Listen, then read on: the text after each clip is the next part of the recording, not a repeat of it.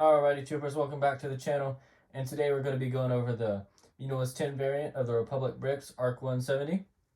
And this model does come with 700 pieces. It was designed by Dave's Customs and currently retails for $220.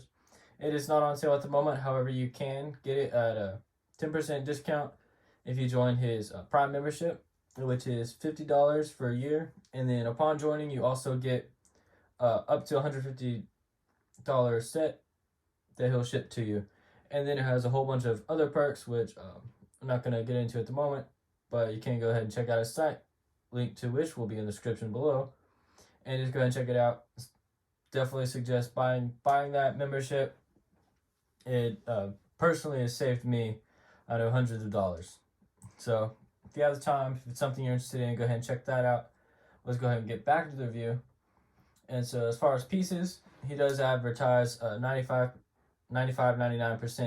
new parts that are being used. And for my situation, in this model I got, that seemed to be accurate. There, aside from dust on some of them, there was really no scratches or anything except these windshield pieces, which I know are very hard to find new, and so most of the time he just has to get them used, which they are a little scratched up in some places and a little fogged, but it's not too big of an issue for me. As usual, we did end up having some of these pieces replaced and changed out just for different price reasons as far as what was able to get. So if you look on the site, it'll depict it'll pick the computer generated version of the model, in which this piece right here, these pieces on the wings, and even these pieces right here will all be in different color schemes, and that's just the most obvious ones I can see here. I believe there are a couple more throughout the build, but they're more on the interior and on the bottom, so not really as noticeable, so not really too big of an issue.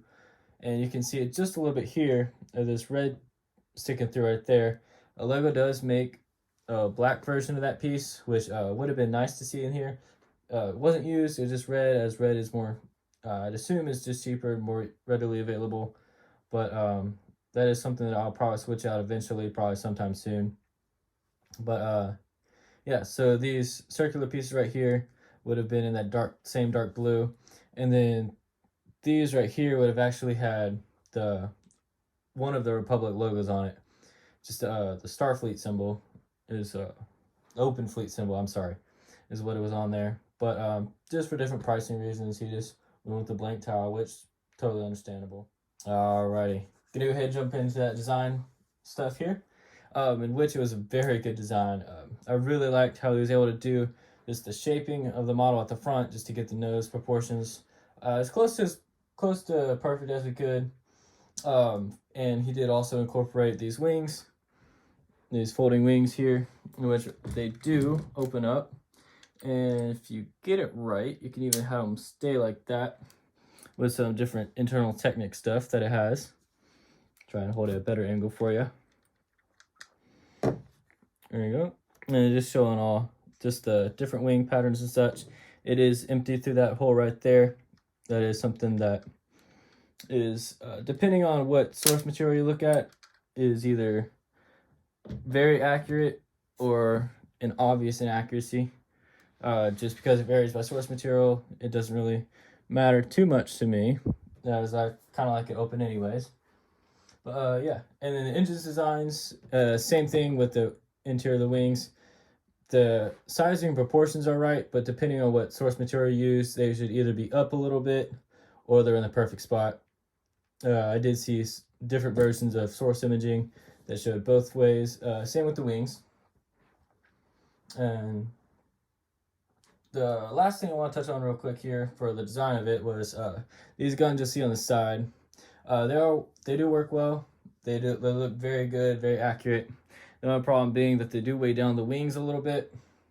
The only support you really have for it is right up here underneath these 2x2s is the Technic connecting it to the bottom.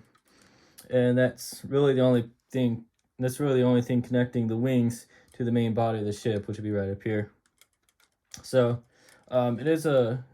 it works, but over time it will drip down a little bit. Not something that I worry about too much, but it's something that somebody will worry about a little bit as they go. But just something to know about and be aware of. Alrighty. As far as interior and this different play features on the craft, it does have all 3 cockpits associated with the fighter.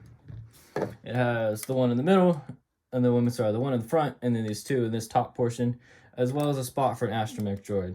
And you can just pop in and out. And then here I do have 3 of those same Uniless 10 pilots that I use in most of my Uniless 10 crafts.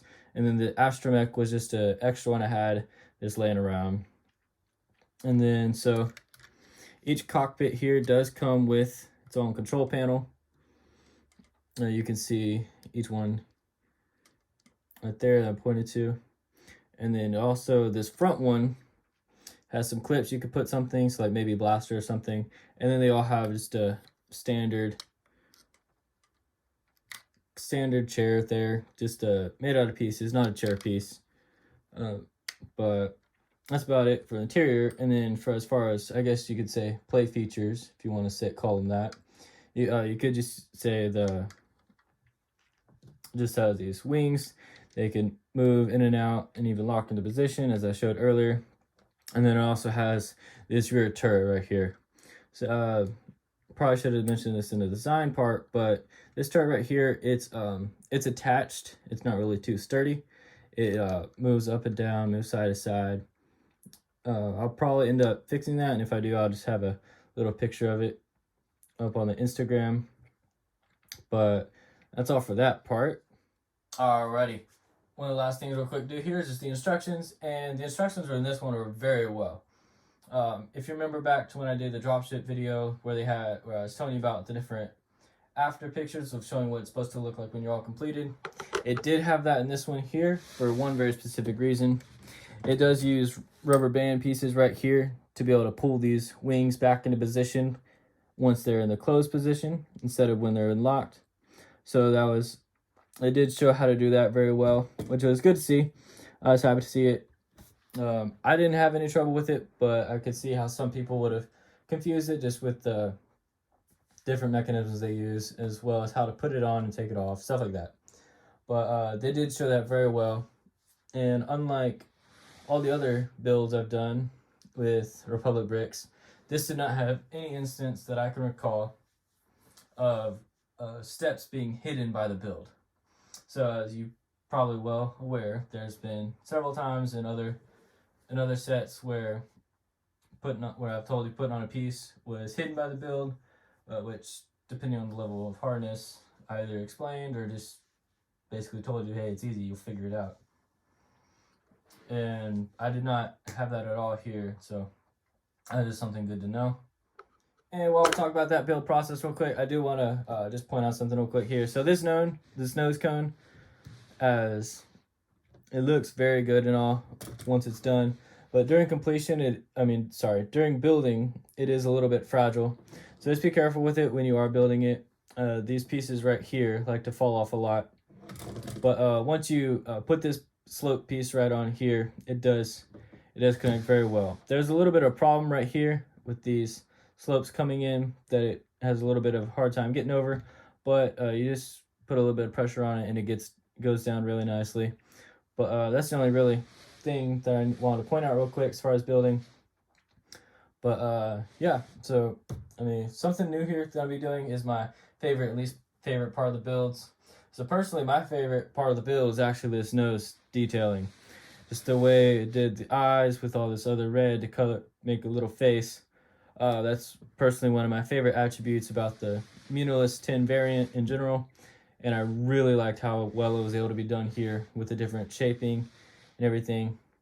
And then my personal least favorite part of this build was the engines, actually.